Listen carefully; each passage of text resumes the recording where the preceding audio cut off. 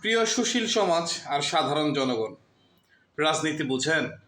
সাধারণ জনগণ আন্দোলন বুঝতে পারে, দেশ স্বাধীন বুঝতে পারে, কিন্তু সরকার গঠন তারা বুঝবে না, রাজনীতি তারা বুঝবে না, কারণ ওইটা তাদের পেশা না। সরকার গঠন শুধু বুঝবে একজন রাজনীতিবিদ। দেশ স্বাধীন করা আর সরকার গঠন করা কখনোই এক না। যদি এক হইতো তাহলে প্রতিটা দেশের আর্মি তাদের দেশের সরকার গঠন করত। আমার প্রিয় বন্ধু সাহিত্যিক সাহেব অনেক ভালো সাহিত্য বোঝে, কিন্তু রাজনীতি বোঝে না।